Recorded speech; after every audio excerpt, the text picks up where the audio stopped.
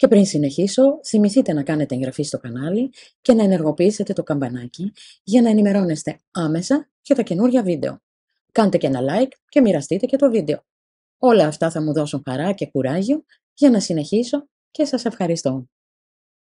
Το καμφορόδεντρο ή καμφορά είναι ένα μεγάλο αϊθαλές δέντρο που φτάνει μέχρι και 20 έως 30 μέτρα ύψος. Εύκολα όμως μπορεί να πάρει και τη μορφή του θάμνου. Το καμφορόδεντρο συγκαταλέγεται ανάμεσα στα σπουδαιότερα καλοπιστικά και φαρμακευτικά δέντρα. Με τα χρόνια, αυτό το δέντρο τείνει να πάρει τη μορφή ομπρέλας.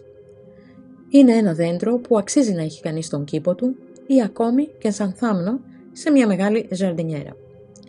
Είναι δέντρο εύκολης καλλιέργειας, χωρίς πρακτικά εχθρούς και ασθένειες που μπορεί κανείς να φυτέψει σχεδόν σε οποιοδήποτε έδαφος και θέσεις.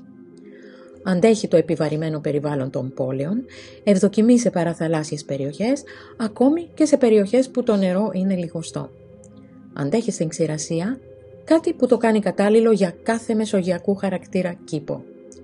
Χάρη στη μορφή ομπρέλας που τείνει να πάρει το καμφορόδεντρο, καθίσταται κατάλληλο και για χώρους που το ζητούμενο είναι εκτός των άλλων η σκίαση.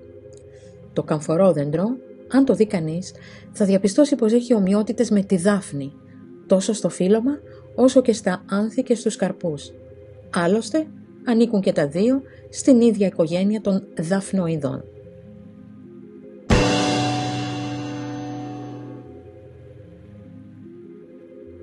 Το καμφορόδεντρο είναι ενδυμικό στη Νότιο-Ανατολική Ασία, σε Κίνα, Ιαπωνία, Ταϊβάν και στην Ινδονησία. Έχει επίσης καλλιεργηθεί με διάφορους βαθμούς επιτυχίας σε Ινδία, Αίγυπτο, Μαδαγασκάρη, Νότια Ευρώπη, Καλιφόρνια και Φλόριντα. Η βοτανική ονομασία του φυτού είναι Cinnamomum camphora.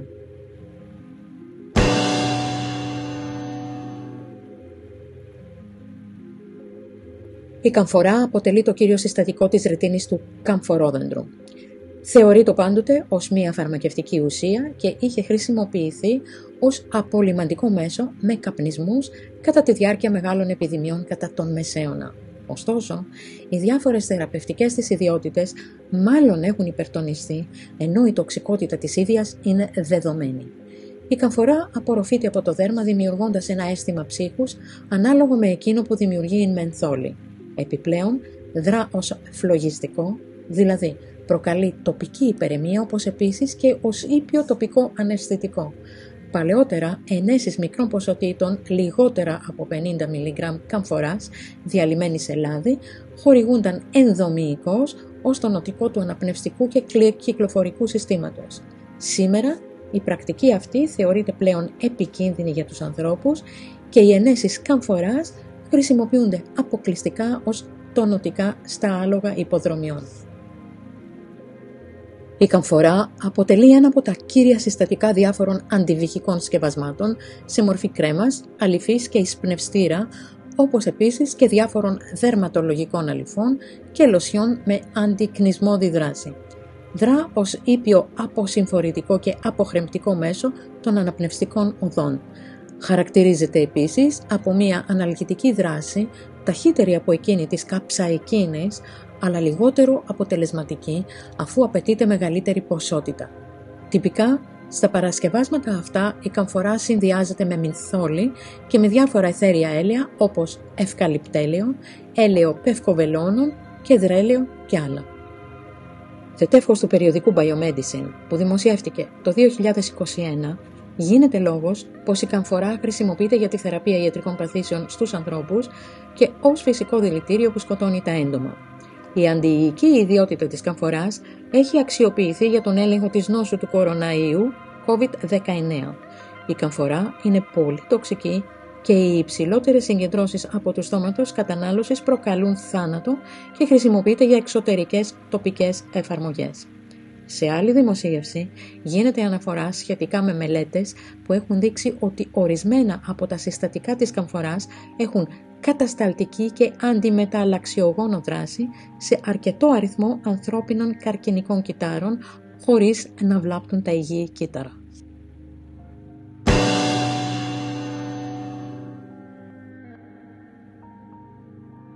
Κάνουμε εισπνοές όταν έχουμε συνάχη, βήχα, φλεγμονή των ιγμωρίων, νευρική ένταση, κατάθλιψη, κούραση και αϊπνία. Η καμφορά εξατμίζεται εύκολα και γρήγορα, το οποίο γεγονός την καθιστά εξαιρετικά χρήσιμη σε αυτές τις περιπτώσεις. Χρησιμοποιείται ξεχωριστά, αλλά συχνότερα σε μείγματα για λαμπτήρες αρωματοθεραπείας και συσκευές εισπνοής. Το καμφορέλαιο παραδοσιακά χρησιμοποιείται για να γίνεται μασάζ σε διαστρέμματα, για τον πόνο στους μυς και τις αρθρώσεις, και οι σύγχρονοι βοτανοθεραπευτές συμφωνούν πως αυτή είναι η καλύτερη χρήση του. Η καμφορά έχει αποδειχθεί ότι βοηθά στην καταπολέμηση της φλεγμονής, δρώντας ως αντιερεθιστικό και μουδιάζοντας τα περιφερειακά αισθητήρια νεύρα. Ζεσταίνει επίσης το δέρμα και απορροφάται εύκολα όταν εφαρμόζεται τοπικά, γι' αυτό και είναι ιδιαίτερα αποτελεσματική για αρθριτικά και ρευματισμούς. Διαλυμένη σε ορυκτέλαιο, χρησιμοποιείται για λοιμώξεις του αυτιού και για μασάζ όταν έχετε κρυολόγημα, γρίπη, αναπνευστικές παθήσεις, προβλήματα στις αρθρώσεις, αρθρίτιδα, ρευματισμό, μετατραυματικές καταστάσεις όπως κατάγματα, εξαρθρώσεις, μόλοπες. Το αιθέριο έλαιο της καμφοράς είναι ένα γενικό τονωτικό, αντισηπτικό και αντιφλεγμονώδες, αναλγητικό, θερμαντικό, βακτηριδιοκτόνο και ενεργοποιεί την κυκλοφορία του αίματος. Έχει επίσης μία αποσυμφορητική δράση στην αναπνευστική οδό και έτσι εισέρχεται συχνά στις συνθέσεις των βαλσάμων για μασάζ στο στήθος ή για τους καταπονημένους μυς.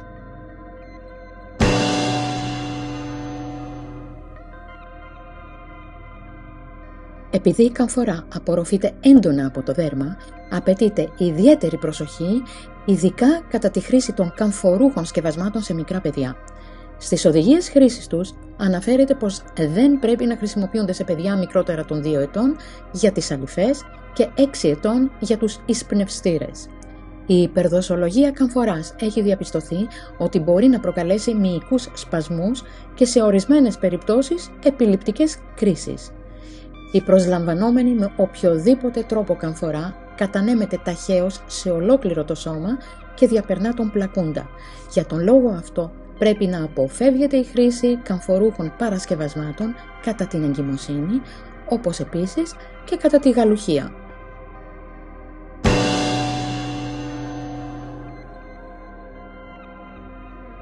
Οι αρχαίοι Αιγύπτιοι, όπως και οι κάτοικοι της Μεσοποταμίας, χρησιμοποιούσαν το αρωματικό ξύλο και τη ρητίνη του καμφορόδεντρου για θυμιάματα σε θρησκευτικές τελετές, πολύ πριν η χρήση της ρητίνης του εξαπλωθεί στον αρχαίο ελληνικό και ρωμαϊκό κόσμο.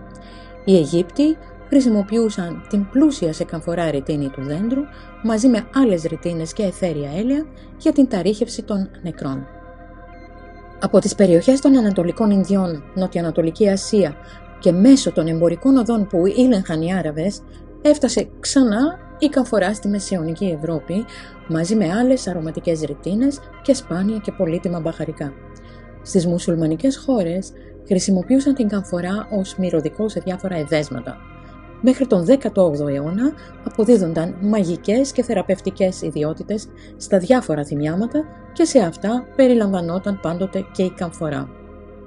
Ιδιαίτερα διαδεδομένη ήταν η χρήση του αρωματικού ξύλου του καμφορόδεντρου στην Κίνα και πρώτος ανέφερε την ευρύτατη χρήση της καμφοράς στην Κίνα ο πασίγνωστος Ιταλός έμπορος ταξιδευτής Μάρκο Πόλο 1254 έως 1324. Ο Βρετανός ιστορικός και γεωγράφος R.A. Donkin 1928 με 2006 αναφέρει σε βιβλίο του σχετικό με την ιστορία και τη γεωγραφία της καμφοράς ότι το έτος 977 ο Μαχαραγιάς της νήσου Βόρνιο έστειλε στον Κινέζο αυτοκράτορα σε ένδειξη τιμής 3 διαφορετικά είδη καμφοράς και 5 φορτία πολύτιμου ξύλου καμφοράς. Ακόμη μας πληροφορεί ότι οι Κινέζοι αξιωματούχοι δέχονταν ως δώρα και δωροδοκίες ποσότητες καμφοράς. Την καμφορά στην Κίνα την ονόμαζαν άρωμα μυαλού δράκου, Dragon's Brain Perfume, ονομασία που αποτελεί και τον τίτλο του σχετικού βιβλίου του Donkin.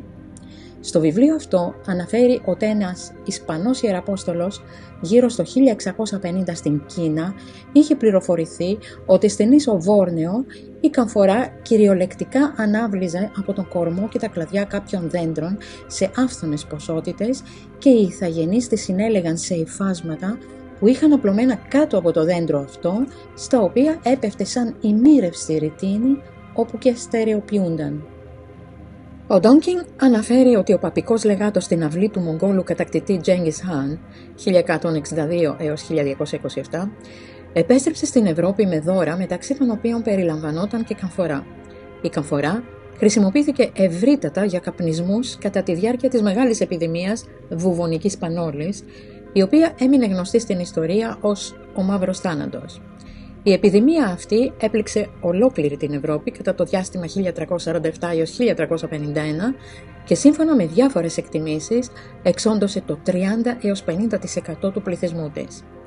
Κατά τον 17ο αιώνα, η Ολλανδική εταιρεία των Ανατολικών Ινδιών ήταν ο κύριος εισαγωγέας καμφοράς και εκτιμάται πως κάθε χρόνο έφερνε στην Ευρώπη περίπου 20 έως 25 τόνους καμφοράς από τις αποθήκες της εταιρείας στο Παντάμ της νήσου Ιάβας.